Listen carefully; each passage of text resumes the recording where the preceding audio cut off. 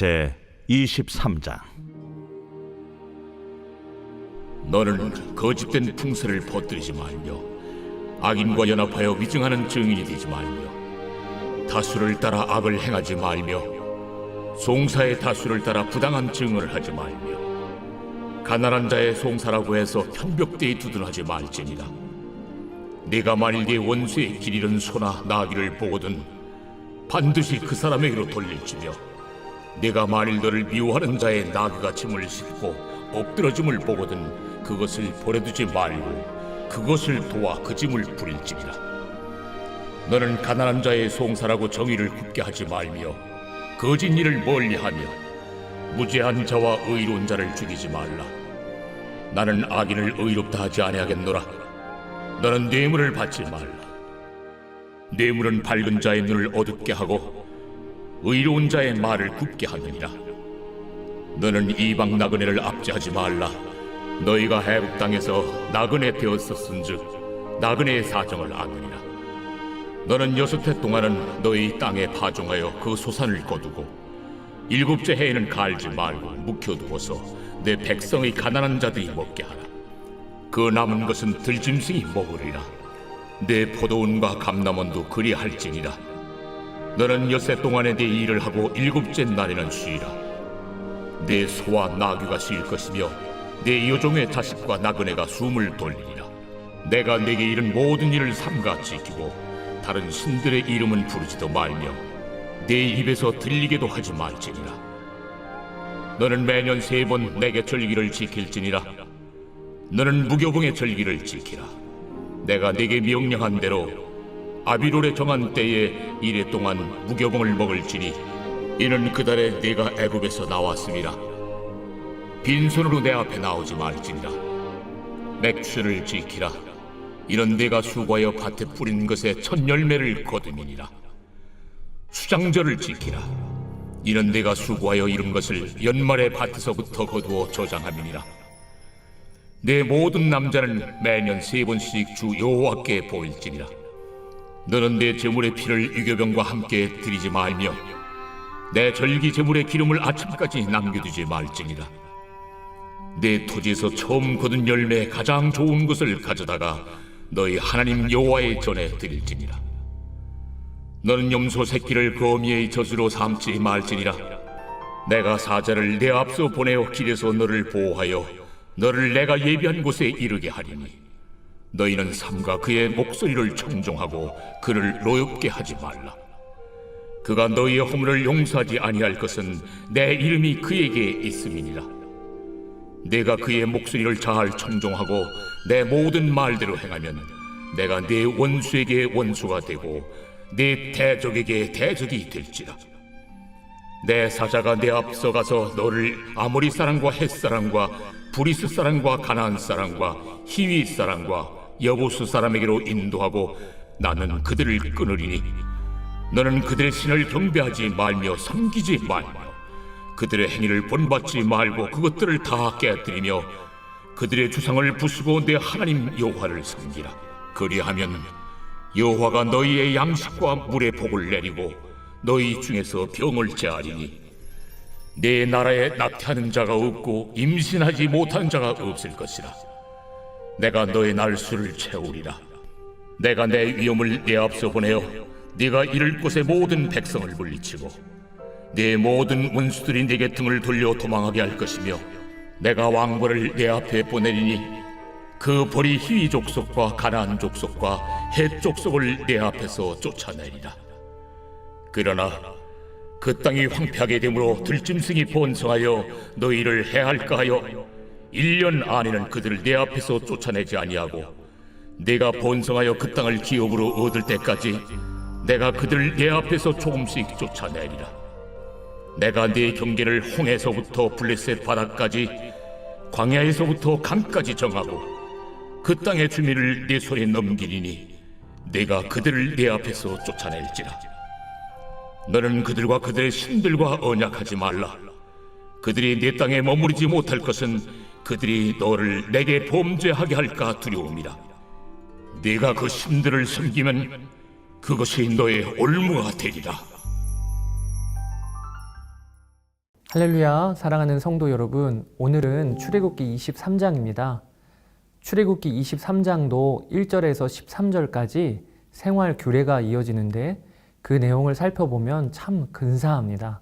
하나님의 백성들은 이렇게 근사한 사람들이구나 싶은데요. 그 내용을 함께 살펴보겠습니다. 하나님의 백성들은 거짓된 소문을 퍼뜨리는 확산자가 되어서는 안 됩니다. 또한 재판할 때 악인과 연합하여 위증하는 일에 가담해서도 안 된다고 하십니다.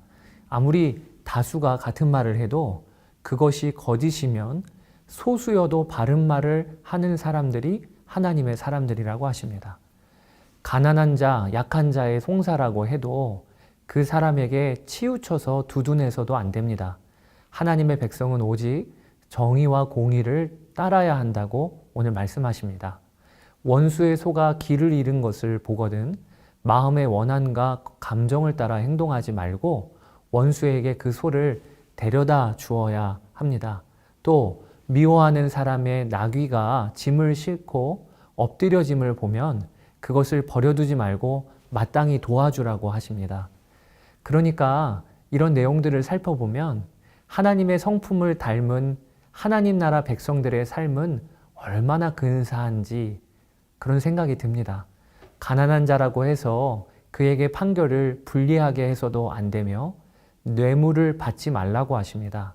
또 이방 나그네를 압제하지 말라고 하십니다. 왜냐하면 너희가 이방 나그네 처지였으니 그때를 기억하라고 하시는 것입니다. 그리고 하나님이 주신 정말 근사한 법이 바로 10절에서 13절에 이어집니다. 그것이 바로 안식년과 안식일 법입니다. 먼저 안식년은 6년을 밭에 파종하여 농사를 짓고는 7년째가 되면 한 해 동안 그 땅을 쉬게 하는 법입니다. 그런데 이 안식년에 중요한 특징이 있어요. 그것이 7년째 비록 파종은 안 하고 농사를 짓지는 않지만 자연적으로 나오는 밭과 과수원의 농작물이나 과일 등은요, 백성들 중에 가난한 자들이 먹게 한다는 것입니다. 또 가난한 자들이 먹고 남은 것은 들짐승들이 먹을 수 있도록 하였습니다. 그러니까 이 안식년 때에는요, 내 밭, 내 과수원 이런 게 없는 거예요. 다 같이 나누는 것이지요. 이것이 너무 근사한 하나님 나라의 모습이라고 여겨집니다. 6년 동안 내가 그렇게 밭과 과수원을 잘 가꾸었어요. 그런데 그렇게 잘 가꾸어서 남주는 삶, 나누는 삶 사는 것이지요. 그리고 안식일을 꼭 지키라고 하나님은 말씀하십니다. 엿새 동안은 일하고 일곱째 날에는 쉬는데 그렇게 하라고 하신 이유가 또 너무 근사해요.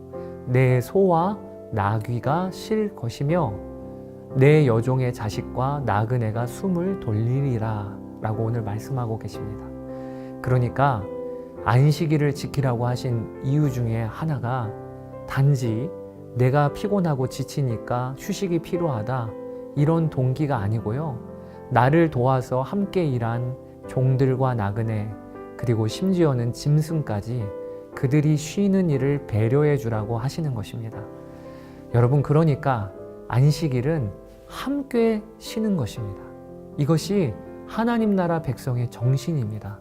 나는 쉬면서 하청업체에는 일거리를 잔뜩 주는 형태는 안식일 정신에 어긋난 거라는 거예요.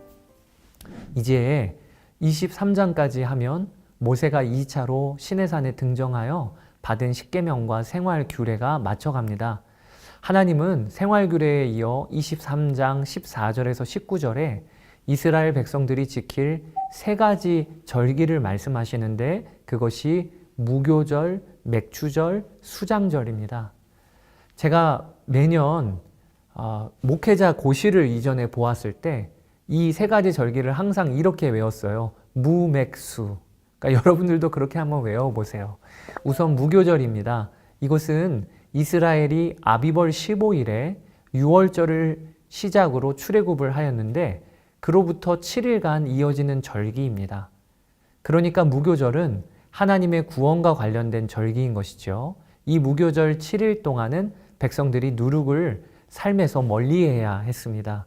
그리고 누룩이 들어가지 않은 빵인 무교병을 먹었습니다. 즉 정결함과 거룩한 삶을 연습하는 기간이었던 것이지요. 둘째로는 맥추절입니다. 이것은 이스라엘 백성들이 수확의 첫 열매를 갖고 하나님께 나아가는 절기인데요. 이 맥추절은 유월절 이후에 50일이 되는 날, 그래서 77절 오순절이라고도 합니다. 여러분 신약에 오면 이 맥추절 때, 오순절 때 무슨 일이 벌어지는지 아시지요? 성령님이 오세요. 그러니까 맥추절, 다른 말로 77절, 오순절, 이 맥추절 절기는 성령님의 오심과 연결되어져 있는 그것을 예표하는 절기인 것입니다. 그리고 마지막 절기는 수장절입니다. 이것은 이스라엘 백성들이 모든 추수를 마치고 추수를 기뻐하는 절기입니다. 수장절이라고 하는 말 자체가 거둘수 곡간장, 그러니까 지금으로 하면 추수감사주일과 같은 의미인데요. 이것은 예수 그리스도의 다시 오심과 그 의미가 또 연결되어져 있는 절기입니다. 왜 그렇지요? 예수님이 다시 오시면 이 땅에 추수, 알곡과 가라지가 갈라지고 하나님은 알곡들을 모아 천국 곡간에 들이시는 이 예수님이 오시는 날 벌어지는 일이잖아요.